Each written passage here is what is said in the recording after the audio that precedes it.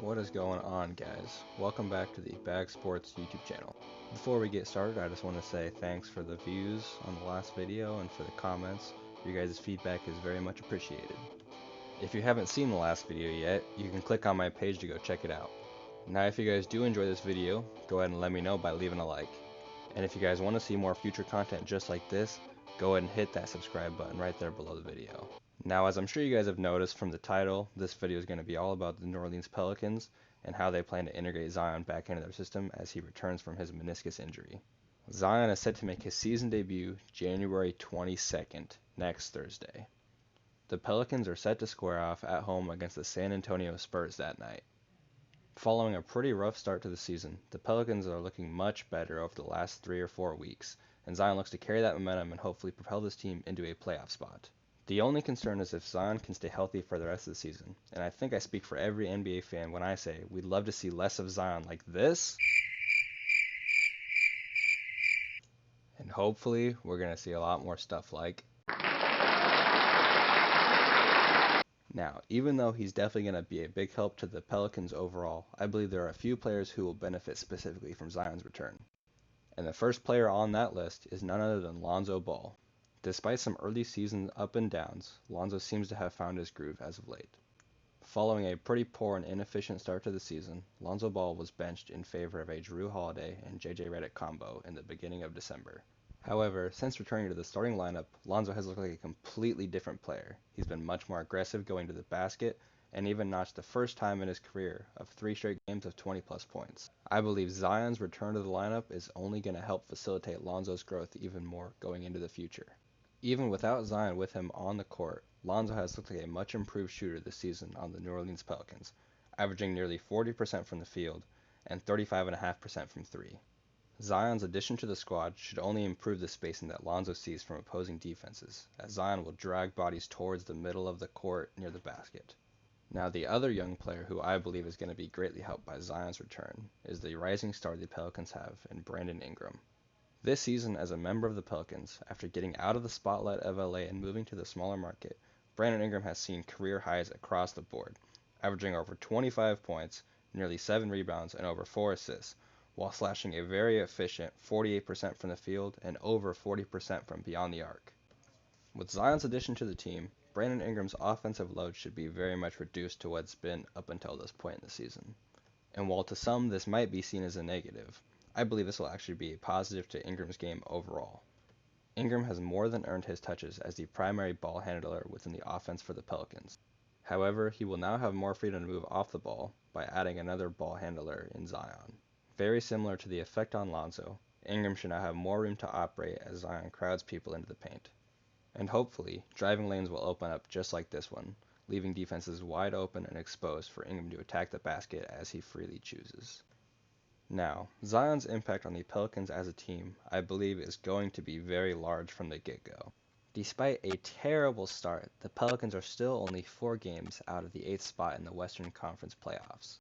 At this point, it's nearly a dream scenario for the New Orleans Pelicans, getting back their best player at a crucial time of need, as they look to continue off their recent success and push for a playoff spot. And despite all the rest that he's had at this point in the season, I'm still concerned about Zion's durability going forward. What scares me the most is that within his interview on Thursday, GM David Griffin stated that Zion would not be on a minutes restriction as he came back. Now, although he has had a lot of time to rest and recover from the meniscus tear, you would think that, being their franchise cornerstone going forward, even though they've still got a chance at making the playoffs this year, they would still want to exercise some caution and maybe implement some sort of Kawhi Leonard load management plan going forward for the rest of the year. But more minutes right away means Zion is going to develop at a much faster rate than he would if he was only playing certain minutes in games. Now, while the overall potential of the Pelicans definitely increased with Zion's return, what do we think is their ceiling going forward for the rest of this year and for the years going forward after that? If the right coaching staff is found and the players are able to properly develop over the next season and a half to 2 seasons, I believe the Pelicans championship window opens at the beginning of next season and is wide open for the foreseeable future. Now, as a Pelicans fan, you guys can all call me biased, but the talent on this team is just undeniable at this point. You've got Lonzo Ball, who has developed very well this season and has still shown his very elite defensive skills. Drew Holiday, who has always been an elite defender at the 2 guard. You'll have Brandon Ingram at the 3, who has developed very nicely this season, averaging over 25 points and shooting very efficiently from the field, as I stated earlier. You'd have Zion at the 4, a very good paint presence, and you'd have Derek Favors or some combination with Jackson Hayes at the 5 spot, and possibly even Jahlil Okafor off the bench as your 6th and 7th man.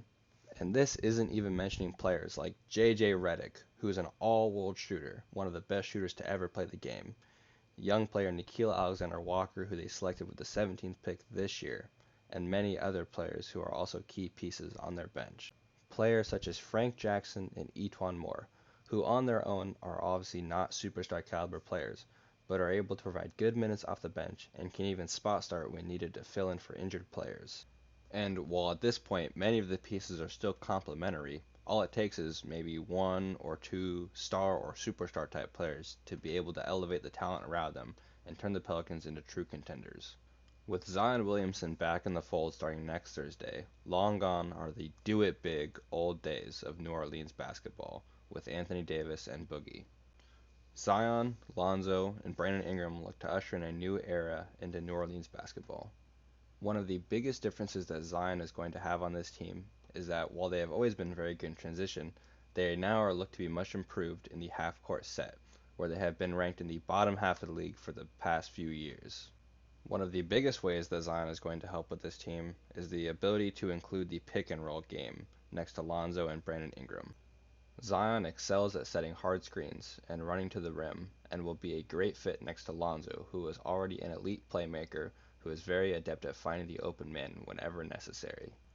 Brandon Ingram, Lonzo Ball, and Zion Williamson are all sure to have their fair share of highlight dunks and alley-oop slams.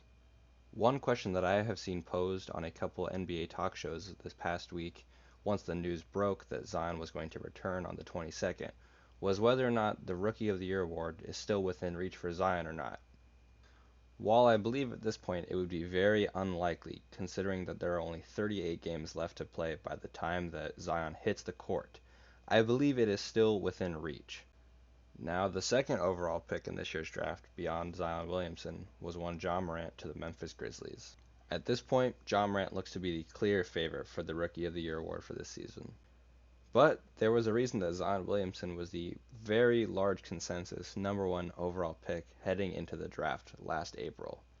Ja Morant has been spectacular by all accounts this season and by any metric, but it is just completely unfair to completely rule out Zion's chances of winning the award for himself. Let's say that Zion comes back fully healthy and is able to play in all 38 games left for him this season. If he is even able to put up stats comparable to his preseason numbers of scoring over 23 points on very, very efficient shooting over 70%, who would even in their right mind vote for Ja Morant over him at that point? Now, obviously, Ja Morant still has some tricks up his sleeve and is very, very highlight reel worthy himself, but there is still a reason that Zion was the clear-cut #1 pick heading into last year's draft. While Ja Morant has the Grizzlies on the outskirts of the playoffs at this moment, if Zion is able to return and propel the Pelicans into that 8th or 7th slot in the West, I believe that gives him a very large advantage in the competition for Rookie of the Year. But again, these are all just hypotheticals, and I'm just excited as anybody else is to see what comes of Zion Williamson heading into the rest of this season and the future going forward for him and the Pelicans. And that brings us to the end of today's video. Now, as I stated earlier, if you guys do enjoy the video, go ahead and drop a like, hit that thumbs up right there, and maybe leave a comment about what you thought about the video down below as well. If you guys want to support me on Twitter or Instagram, you can see the name right here on the screen, or I'll also leave a link in the description below. And of course, if you guys do want to see more future content just like this, go ahead and hit that subscribe button and tap that bell so you get notified every single time that I post videos. Going forward, I'm going to try to stay pretty consistent about my video posting and trying to put out at least 1 to 2 videos a week for you guys. Sometime within the next week, I'm going to be releasing a video discussing my thoughts on the whole entire cheating scandal between the Astros and the Red Sox, about them stealing signs within regular season games as well as big playoff games. So to make sure you don't miss that video getting released, make sure you go ahead and subscribe to my channel right here, and go ahead and follow me on Twitter or Instagram as well, where I'll be posting about the videos.